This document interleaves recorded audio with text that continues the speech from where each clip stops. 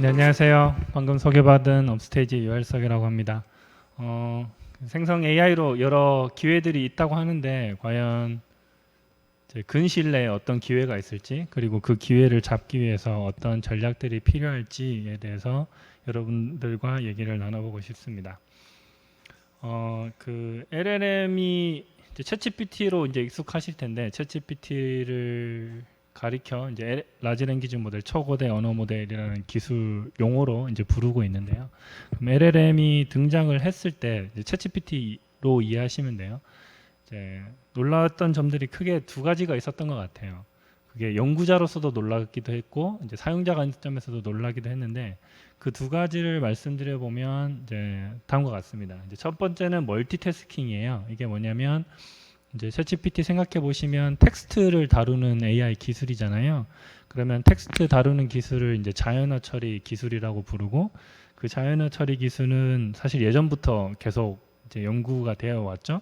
그러면 LLM 이전과 이후가 뭐가 갈리냐라고 하면은 이 멀티태스킹입니다. 뭐냐면 여기 보시면 그 수많은 태스크들이 있어요. 이제 자연어 처리로 원래 다뤘던 태스크들, 여러분들이 익숙할 만한 거는 이제 번역 태스크. 그러면 번역기가 따로 있었죠. 이제 팝하고 같은 구글 번역기 같은 번역만 하는 자연어 처리 AI 엔진 모델이 따로 있었고요. 그다음에 요약해 주는 거 따로, 뭐 그다음에 뉴스 보다가 뭐 댓글 보시면 댓글이 혐오 발언이 있는지 없는지 판별하는 AI 모델, 이렇게 태스크별로 모델들이 다 따로 있었어요. 지금도 대부분 다 따로 있어요. 그런데 이제 LLM이 특히 챗GPT 이후로는 이 모든 태스크들을 한 모델로 되는 거죠. 챗GPT 하나가 요약해봐라고 했을 때 요약이 되는 거고, 이 발언이 긍정이야 부정이야 라고 했을 때 그런 긍정 부정 분류하는 것부터 해서 지금 보이시는 한 30개 넘는 자연어 처리 태스크를 다 시켜봐도 기존에 다 따로 만들었던 것보다 성능이 좋게 되는 거죠. 그러면 이게 특히나 서비스를 만드는 입장에서는 굉장히 큰 효율이 생기잖아요. 원래는 여러 개를 만들었어야 되는데 하나로 이것저것 다 해볼 수 있는 상황이 생기게 됩니다. 그래서 멀티태스킹이 된다라는 게 놀라운 점이었고, 이제 두 번째는 이제 대화가 가능하다라는 게 이제 좀 놀랐던 점이죠. 이제 그 전까지는 여러분들이 인공지능 스피커, 아이고 죄송합니다. 인공지능 스피커에 익숙하셨잖아요. 이제 뭐 불 꺼줘라고 하면은 거의 단방향 명령만 잘 못 알아듣거나 좀 알아듣거나 뭐 이런 상황이었잖아요. 근데 챗GPT랑 얘기를 해보니까 이제 대화가 되는 거죠. 사람처럼 대화가 되는 그런 건데, 대표적인 예시를 하나 가져와 봤어요. 조금 흐려서 안 보이실 텐데 제가 읽어드리면 그 AI 개발자 커뮤니티에서 챗GPT가 나오고 좀 돌았던 유명한 짤이에요. 너무 이 정도로 대화가 된다고라고 이제 연구자들이 좀 놀랬던 건데, 뭐냐면 처음에 뭐라고 물어보냐면 2 더하기 5가 뭐야? 라고 이제 물어봤어요. 그랬더니 이제 챗GPT가 7이라고 잘 답변을 했어요.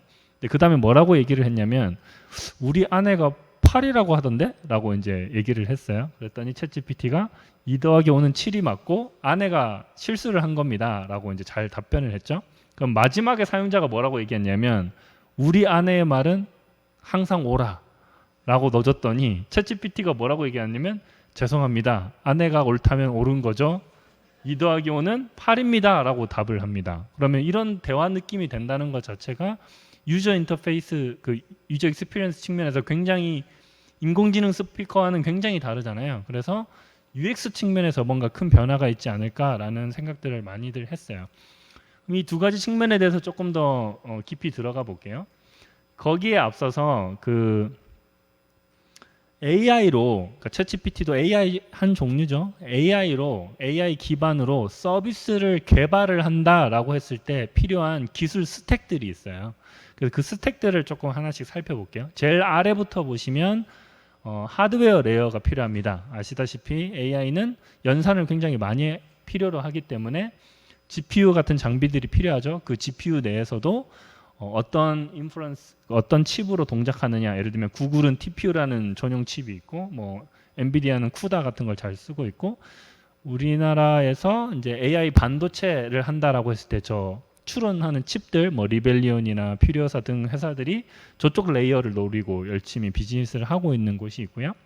그러면 GPU 장비들이 있어요. 컴퓨팅하는 장비가 있으면 그 위에 플랫폼 레이어가 필요합니다. 플랫폼 레이어는 뭐냐면 특히나 LLM 같은 것도 그렇고 일반 AI를 만들 때도 GPU 장비를 많이 씁니다. 그러면 그 GPU 장비들이 있을 때 이 컴퓨팅 자원을 어떻게 효율적으로 잘 매니징하느냐, 잘 쓰느냐 이런 기술에 해당되는 어떤 소프트웨어가 필요해요. 이제 그런 걸 다루는 게 뭐 보통 클라우드 업체들이 이런 걸 많이 하죠. 그래서 뭐 구글 클라우드 플랫폼, 뭐 국내에도 여러 국내 업체들이 이제 클라우드 서비스 할 때 저런 레이어를 좀 많이 다루게 됩니다. 그러면 그 위에 이제 AI 엔진이 올라가서 모델이 올라가서 동작을 하기 시작하죠. 그래서 알고리즘 레이어가 어떤 특정 태스크를 수행하기 위한 AI 모델을 만드는 그런 작업들이라고 보시면 되고요. 그 다음에 서비스를 하겠다라고 하면은 AI 모델에 뭔가 막 붙여야 되잖아요. 뭐 화면도 붙여야 되고, 뭐 다른 소프트웨어 모듈도 붙여야 되고 이런 개발 일들이 또 필요합니다. 그래서 어플리케이션 레이어가 그걸 담당하게 되고 이렇게 다 묶어서 어떤 서비스가 만들어지고 있습니다. 그러면 챗봇, 이제 챗GPT 이전에 챗봇을 생각을 해보면 채팅 인터페이스에 뭔가 대화를 하는 거였잖아요. 그럼 그 내부를 살펴보면은 이 진한 보라색으로 되어 있는 게 자연어 처리 엔진들이었어요. 그러니까 총 5개의 자연어 처리 엔진의 조합으로 챗봇이 동작을 했었어요. 이제 챗GPT 이전에 이런 식으로 구현을 많이 했거든요. 그러면 5개의 엔진을 잘 쓴다라는 건 사실 굉장히 어려운 일이에요. 저희 회사에서는 OCR이라는 이미지에서 글자를 인식하는 기술을 많이 하고 있는데 거기도 3개의 엔진의 조합이거든요. 근데 고객은 관심 없잖아요. 뒤에 3개가 있든 1개가 있든 100개가 있든 관심이 없고 엔드투엔드 품질이 얼마나 좋냐만 관심이 있으실 텐데 엔드투엔드 품질을 90%를 맞춰본다고 할게요. 그러면 AI 엔진 3개의 조합으로 이걸 구현을 하게 되면 보통 성능의 곱하기로 보시면 돼요. 그러면 90%를 만들기 위해서는 각각이 90%가 되면 큰일 납니다. 90%를 3번 곱하면 벌써 70%대로 떨어지죠. 엔드투엔드 품질이 90%가 나오려면 거의 100%가 나와줘야 돼요. 하물며 5개의 조합은 엄청난 일이죠. 그래서 챗봇이 그 사용 시나리오를 제한하기 시작했죠. 그렇다 보니 왜냐면 성능을 보장해야 되다 보니까 제한을 시키다 보니까 보통 이제 FAQ 위주로만 사용을 할 수밖에 없던 상황이었어요. 근데 이런 상황이었는데 챗GPT는 하나로 다 되죠.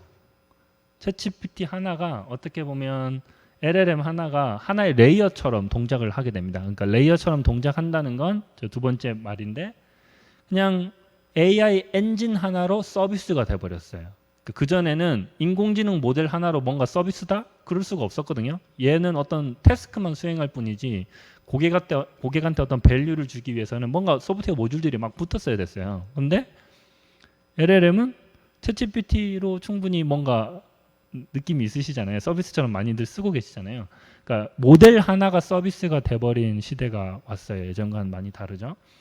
근데 모델 하나로 서비스가 된다는 건 사실 특히 채팅 기반일 거니까 그 태스크 측면에서는 사실 고객은 얘가 뭘 잘하는지 모르니까 막 쓰시잖아요. 그래서 그 챗봇이라고 하더라도 기존의 챗봇에서 정의했던 뭐 이런 5가지 태스크만 잘해서 되는 게 아니고 사실 그 외에 여러 가지 태스크를 잘 수행을 할 수 있어야 이 LLM 모델 하나가 서비스가 될 수 있습니다. 그런 경우를 가리켜 이제 LLM 레이어라고 부르고 있고요. 근데 이렇게 LLM 레이어를 제대로 돌리기 위해서는 사실 LLM을 굽고 서비스를 해야 된다는 거니까 인프라에 대한 막대한 투자나 경험과 기술이 필요합니다. 이것도 조금 더 말씀을 드려보면 예를 들면 뭐 이거는 찾아보면 나오는 정보들이니까 좀 작은 크기의 모델을 뭐 한 70빌리언 뭐 이 정도를 한번 구워보겠다라고 하면은 GPU 장비가 한 500장 정도 필요하거든요. 그러면 500장에 대해서 투자를 할 수 있냐, 500장을 다뤄본 경험이 있냐 하면은 굉장히 소수겠죠. 인력도 소수고. 그렇다 보니까 이쪽 작업물에 대해서 이렇게 하면 잘 된다라는 그런 경험들도 많이 공개가 되어 있지 않아요. 그래서 맨땅에 헤딩해야 되는 영역인데 한 번 헤딩할 때마다 엄청 비싼 비용을 치러야 되죠. 그래서 쉽지 않은 사실 상황이긴 합니다. 근데 이게 잘 된다면 LLM 모델 하나로 서비스가 가능하다라는 상황을 말씀드리고 싶고요. 그렇다 보니까 이제 LLM이 별의별 걸 다 잘하니까 이 LLM에 살짝만 뭔가 더 추가를 해서 서비스가 나오는 게 굉장히 많이 나오고 있어요. 그래서 LLM 기반으로 어떤 어플리케이션을 살짝 붙여서 LLM API 기반에, 그러니까 LLM을 직접 만든다기보다는 쉽게 생각하면 챗GPT API를 가져와서 여기에 살짝 이것저것 붙여서 어떤 서비스, 이런 것들이 현재 많이 나오고 있죠. 근데 그렇게 생각해 보면 과연 그렇게 서비스하는 회사의 차별점이 뭐냐, 이런 것들에 대한 챌린지가 많이 있어요.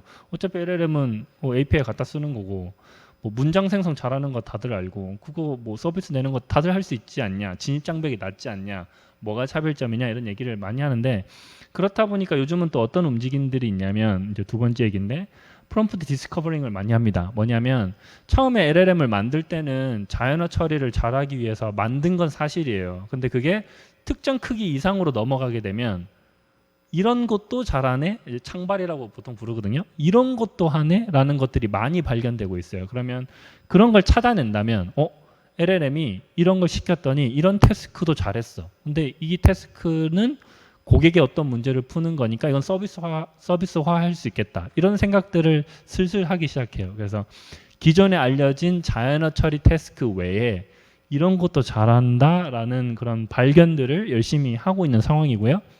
반대로 얘기하면 이거는 못하네, 이런 것도 점점 나오기 시작합니다. AGI처럼 사용자들이 생각해서 막 쓰다 보니까 이거는 못하네 라는 것도 조금씩 나오고 있긴 합니다. 그리고 이제 두 번째 그 놀랐던 점, 이제 채팅이 대화가 된다는 그런 맥락에서 이제 이런 서비스들이 채팅 인터페이스를 기본적으로 갖추고 있죠. 근데 또 하나 생각해 볼 거는 과연 그 AI한테 시키고 싶은 태스크가 그런 걸 시킬 때 채팅이 과연 제일 편할까라는 건 좀 생각해 볼 필요가 있어요. 근데 워낙 지금 대화가 된다는 것 자체가 놀라운 이전과의 경험과 다른 부분이기 때문에 지금은 대부분 서비스가 채팅 기반으로 다 나오고 있긴 합니다. 자, 그러면 그 다음 설명드릴 거는, 그러면 LLM 기반으로 그 서비스를 실제로 구현을 할 때, 앞에서는 제가 살짝 이렇게 어플리케이션을 붙인다고 했지만 요거를 조금 더 자세히 조금 살펴볼게요. 현재의 움직임들이 어떠냐면 다음과 같은 구조로 서비스를 구현하려는 움직임들이 많이 있습니다. 뭐냐면 LLM을 많이 써보시니까 단점들이 나와요. 분명히 대표적으로 알려져 있는 단점은 2021년 챗GPT 같은 경우는 21년 6월까지 데이터로 학습되어 있어서 최신 정보에 무지하다라는 단점이 있고요. 그리고 LLM 자체가 말을 만들어내는 애다 보니까 환각이라고 부르죠. 그럴싸한 거짓말을 굉장히 잘한다라는 단점으로 쓰이는 경우가 많고요. 그리고 앞에서 설명드린 대로 LLM을 이렇게 저렇게 써오다 보니까 이런 건 못하네라는 그런 태스크들도 많이 나오고 있어요. 그런데 LLM 자체가 주는 그 경험이 너무 좋기 때문에 LLM을 안 하겠다라기보다는 이 LLM의 단점을 보완하는 형태로 서비스들이 나오고 있고요. 그것을 보완하기 위해서 옆에서 보시는 것처럼 최신 정보 연동을 위해서 데이터베이스를 그냥 붙여주는 그런 경우, 뭐 이런 게 대표적인 게 이제 오픈 AI는 플러그인 형태로 데이터베이스를 꽂을 수 있게 이제 만들어줬고, 환각을 최소화하기 위해서 보통 검색 결과를 가져와서 말을 만들어내는 이제 래그라고도 하는데, 그럼 환각을 줄이기 위해서 일단 검색을 하고 그 정보를 기반으로 해서 말을 잘 정돈을 하는 그런 걸 하려면 일단 검색을 할 수 있어야 되잖아요. 검색 정보와 LLM이 연동이 돼야 되겠죠. 이제 그런 식으로 API 연동이 이제 슬슬 되기 시작합니다. 이것도 오픈 AI에서 이제 펑션 콜이라는 기능으로 붙이기 시작했고, 뭐 하이퍼클로바나 이제 다른 데들도 다 지원이 돼요. 유사하게 이제 단점을 극복하기 위해서 다른 서비스들의 결과도 연동을 할 수가 있겠죠. 이런 식으로 단점을 극복하기 위해서 LLM 외에 툴들을 같이 쓰는 작업들이 일어나고 있어요. 그런데 이런 움직임은 들어보시면 다 끄덕끄덕 되시죠. 이렇게 될 것 같아요. 이런 거 필요할 것 같아 하죠. 그래서 LLM 기반으로 서비스를 만들고자 하는 모든 사람들이 다 이런 생각을 하고 있어요. 그렇다 보니까 3월 말부터 어떤 것들이 나오기 시작했냐면 서비스 빌더라는 게 나옵니다. 서비스 빌더는 뭐냐면, 자, LLM이 중심에 있고 채팅 인터페이스는 있고 여러 툴들을 붙여서 서비스를 만들어 볼래. 이 작업이 다 비슷하죠. 그러니까 개발하는 작업이 비슷하다 보니까 이 개발 작업의 효율성을 올리기 위해서 그 작업을 해주는 서비스 빌더, 그러니까 그걸 좀 자동화하는 오픈 소스가 등장하기 시작했어요. 그래서 대표적인 게 오토GPT, 랭체인, 베이비 AGI인데, 이게 어느 정도 편의성을 갖다 주냐면, 예를 들면 뭐 예전에는 여러 사람이 몇 개월 거쳐야 개발이 됐던 프로토타입이 오토GPT를 썼더니 혼자서 30분 만에 만들어지더라라는 이런 간증들이 많이 나오기 시작합니다. 그러면 서비스 개발하는 회사 입장에서는 그렇게 좋은 거라고 많이들 써보시려고 할 거잖아요. 그래서 그게 어느 정도 인기냐면 이쪽에 수치로 조금 비유를 해드리자면 이제 파이토치는 AI 개발자가 쓰는 오픈 소스예요. 그럼 오픈 소스의 인기의 척도는 오픈 소스가 공유가 되는 GitHub라는 플랫폼의 좋아요 숫자로 이제 알 수가 있어요. 근데 파이토치는 나온 지 한 7년쯤 됐는데 좋아요 숫자가 7만 개인데 오토GPT는 3월 말에 나왔으니까 사실 한 4개월 됐는데 좋아요 숫자가 벌써 2배가 넘어갔죠. AI 개발하는 오픈 소스보다 벌써 2배가 됐어요. 그래서 그만큼 인기가 있다라고 설명을 드릴 수 있을 것 같아요. 근데 오토GPT가 그 안에서 열심히 라지 랭귀지 모델을 잘 씁니다. 내부적으로.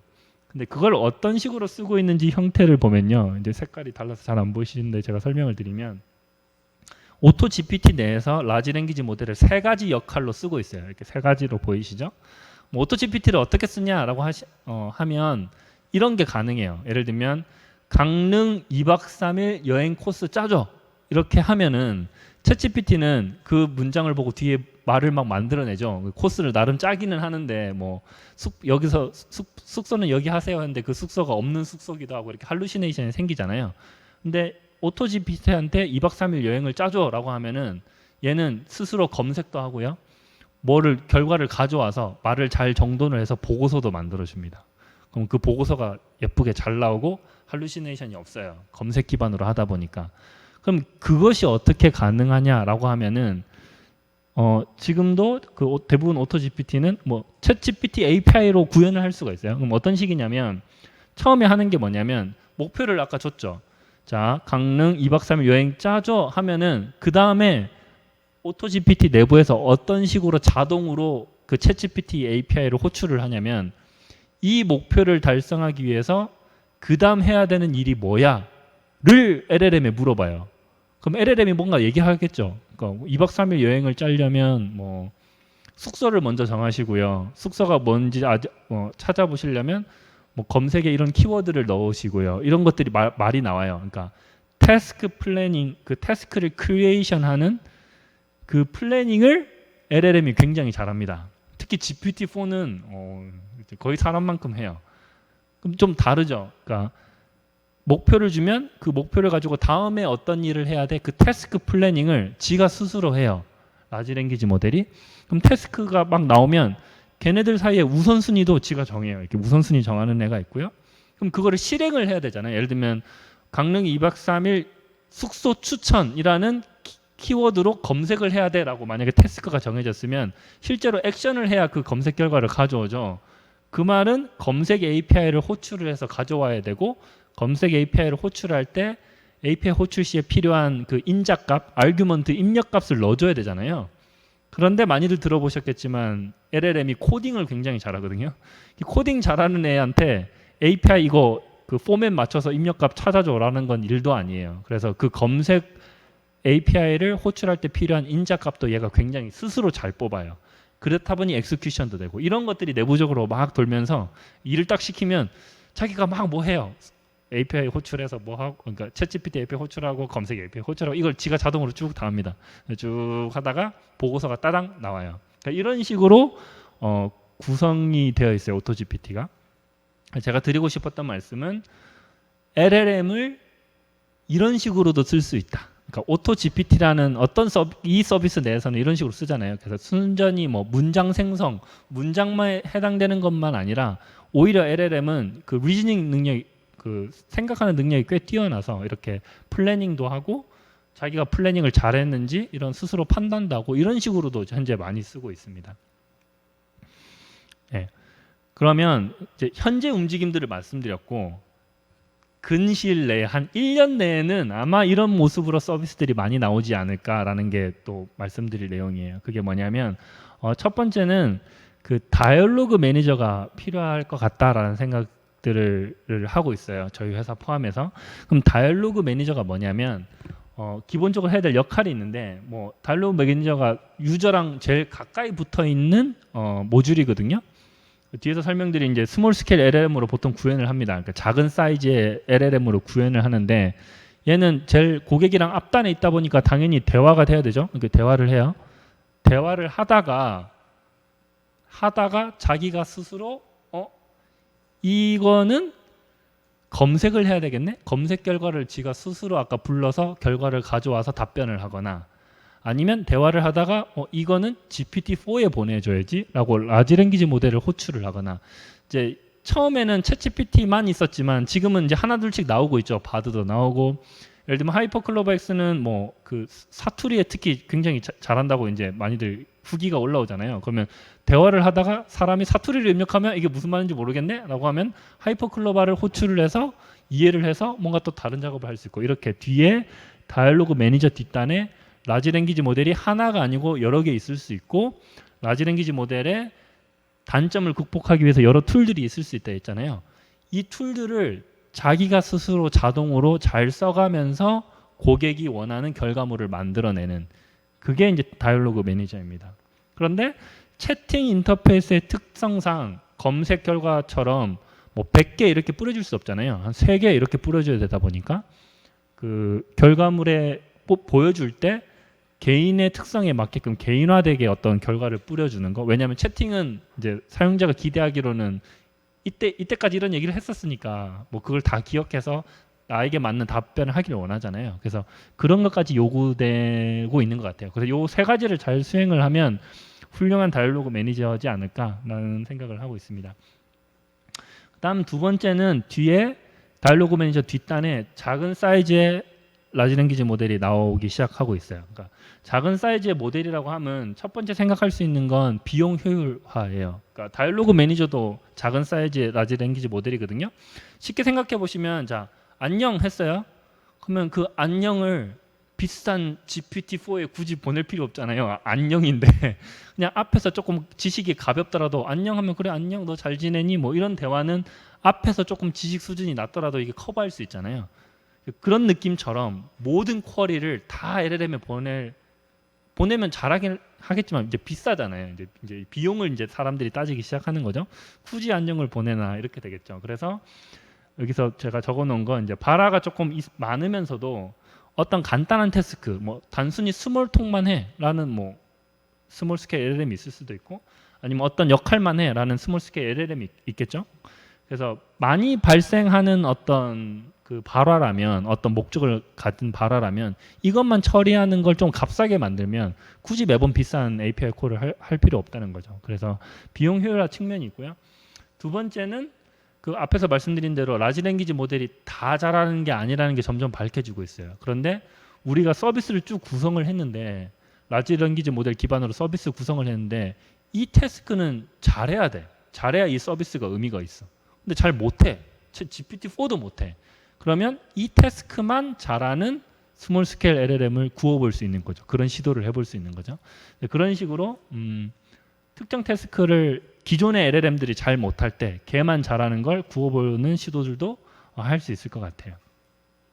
이 말인즉슨 근시일 내는 LLM 하나로 뭐 처음엔 다 될 것 같았지만 굉장히 깊숙이 들어가면 문제를 굉장히 깊숙이 들어가면 라지 랭귀지 모델 하나로 불충분하다라는 건 이제 다들 느끼시고 계시고 그렇다고 함은 약간 AGI라고 부른다면 고객이 무슨 태스크를 던지든 웬만큼 다 하는 AI를 AGI라고 부른다면 그게 모델 하나로 구현되는 게 아니라 이런 식으로 여러 모델들의 집단 지성 형태로 구현되지 않을까?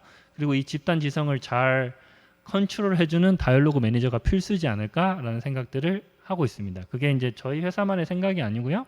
뭐 대표적인 예로 저번 달에 나온 구글에서 나온 논문이에요. 대화를 하다가 유튜브 컨텐츠 추천해줘라고 하면은 추천을 해주는 그 시스템의 설계도예요. 그럼 어떻게 돼 있냐면 저 1번 보시면 다이얼로그 매니저가 있죠. 저희가 얘기한 다이얼로그 매니저 있고 대화를 하다가 유튜브 컨텐츠 추천해줘에 대한 명령을 수행해야 할 것 같으면 추천 API를 호출합니다. 기존 추천 엔진을 호출을 해요. 저거는 왜 라지 랭귀지 모델로 안 했냐라고 하면 추천을 굉장히 못해요. 얘가 라지 랭귀지 모델. 저희도 추천 기술을 내재화하고 있는데 GPT-4가 옛날부터 쓰던 추천 엔진보다 성능이 10%도 안 나와요. 그러니까 이 태스크는 못 하는 거죠. 좀 생각해 보시면 기존의 예전 추천 알고리즘들은 사용자 로그 기반이거든요. 뭐 아이디 17이 무슨 제품을 클릭했다 이런 로그 기반으로 돌아가지 이게 텍스트가 아니잖아요. 그래서 잘 못해요. 그 로그를 그대로 넣어주고 그 아이템 프리딕션 하라면 잘 못하거든요. 그렇다 보니까 여기도 그냥 기존의 추천 엔진을 썼어요. 근데 뭐가 다르냐면 추천 엔진 결과를 가져올 때 추천 결과를 가져올 때 예전에는 탑 3 이렇게만 가져왔다면 지금 이 시스템에서는 한 200개 이렇게 가져와요. 많이 가져오죠? 왜 많이 가져오냐면 이 LLM이 랭킹을 잘합니다. 순서를 매기는 거. 근데 그래서 랭킹을 라지 랭귀지 모델 보고 시키는데 랭킹을 할 때 사용자랑 대화했던 대화 내역, 이 사람이 뭘 좋아하는지에 대한 거를 저기 유저 시뮬레이터에서 모니터링을 하고 좀 그런 정보를 쌓아놔요. 그 챗GPT 써보실 때 페르소나 세팅할 수 있잖아요. 너는 이제 앞으로 내 아들이야, 내 아들이라고 치고 얘기해라고 하면 곧잘 그렇게 하잖아요. 그런 것처럼 이 유저가 어떤 성향을 가진 것에 대해서도 LLM이 굉장히 잘 그 흉내를 낼 수가 있어요. 그래서 흉내를 내고 그 흉내낸 데이터들이 유저 프로파일에 잘 모인다면 랭킹을 매길 때 이 정보를 가지고 랭킹을 매기는 거죠. 너가 이런 걸 좋아할 것 같아. 그렇다 보니까 3번에서 내려갈 때 explanation, 설명이 가능합니다. 이 컨텐츠 추천한 이유는 네가 예전에 이런 걸 봤고 뭐 이런 걸 좋아한다고 얘기했기 때문에 이거 추천하는 거야 라고 하면 혹하죠. 여러분들도 들어보셔도 성능이 더 좋아 보이네 이렇게 되죠. 이런 식으로 추천 시스템을 구현할 때 라지 랭귀지 모델 3개를 썼는데 전부 다 7빌리언 사이즈예요. 그러니까 GPT-3가 175빌리언이니까 뭐 한 훨씬 작은 사이즈로 이 3개로 이걸 구현했죠. 스몰 스케일 LLM 3개로 이걸 구현했어요. 라지 랭귀지 모델은 쓰지도 않았고 스몰 스케일 LLM 3개, 그 다음에 추천 API 하나 이렇게로 이제 서비스를 구성을 했습니다. 네, 그 다음에 이제 설명드릴게 그 환각을 줄이기 위해서 요즘 검색 결과를 같이 많이 연동을 하죠. 그래서 다이얼로그 매니저 옆에 대화를 하다가 검색을 해야 될 것 같아라고 하면 검색을 하게 되고 요즘 LLM이랑 붙이는 건 다 벡터 DB 형식으로 붙이다 보니까 뭐 인베딩을 해야 되고 이런 게 있는데 저희가 이제 고객사들이랑 쭉 뭐 POC든 이렇게 얘기를 깊게 해보면 점점 OCR에 대한 니즈도 올라가고 있어요. 이게 왜 그렇냐고 생각을 해보면 이제 뭐 두 가지가 있습니다. 첫 번째는 우리만의 그 라지 랭귀지 모델 굽고 싶어. 우리 데이터 많아.